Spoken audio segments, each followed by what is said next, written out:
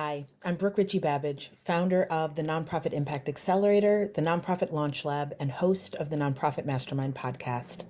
This is 6-minute strategy for leaders of growth stage nonprofits, where I share a quick strategy tip on launching, scaling, or leading your growing nonprofit. This week's video is focused on a strategy for structuring your board meeting agendas to build and sustain deeper board engagement. I call it the Grounded Action Framework. One of the things that most undermines long-term board engagement is board meetings that are used only for tactical purposes. Boards absolutely have decisions to make and actions to take, but focusing only on things like votes and budgets and reports misses a critical opportunity to inspire board members, deepen feelings of connection to the mission, and build the type of trust between members that fosters engagement and supports good governance.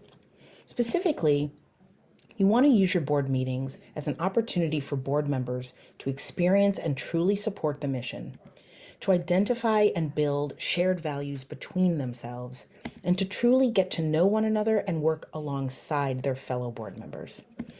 Meetings are also a real-time learning opportunity for the executive director and the board chair to see what excites and inspires individual members and to see where there is collective action that can be magnified, real energy between members of the group. You can do something as simple as restructuring your meetings using this grounded action framework to deepen board engagement in the long run. This is taken from and expands on a well-known board governance model. It identifies 3 ways to engage in board thinking and work, each of which builds on the last: generative, strategic, and tactical thinking and work. And if you imagine the framework as a step function, action on each level is grounded in the decisions from the previous level. So the first level that you want to engage board members in at each meeting is generative. This is framing, paradigm setting, big picture and context setting, thinking and work, questions about mission, vision, and values. These questions can be important because they make sure that by the time you get to strategic decisions and tactical actions, those are grounded in real thought about your purpose and your values. Questions like, how are we being experienced? How are we showing up in our work and our communities? What values and principles are important to us as we navigate times of change, like COVID or navigating an ED transition, for example? These questions also push us to recognize, name, and ensure continued board-level understanding of how the work of the organization reflects the organization's fundamentals. Strategic thinking and work is the second level, and this is all about priorities and plans that are grounded in the generative. It's the level of thinking that turns your vision, mission, etc. into an actual plan.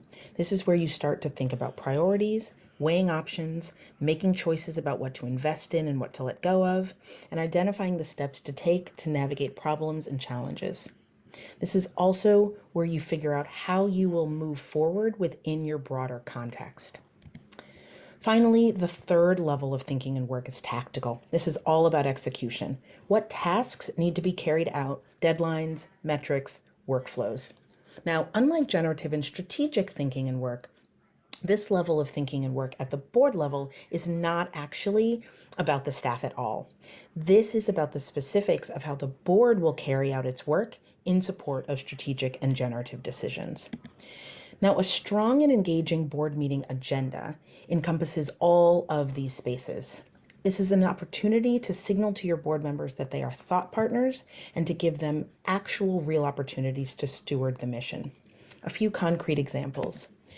Pose at least one genuine generative question or strategic challenge at each board meeting.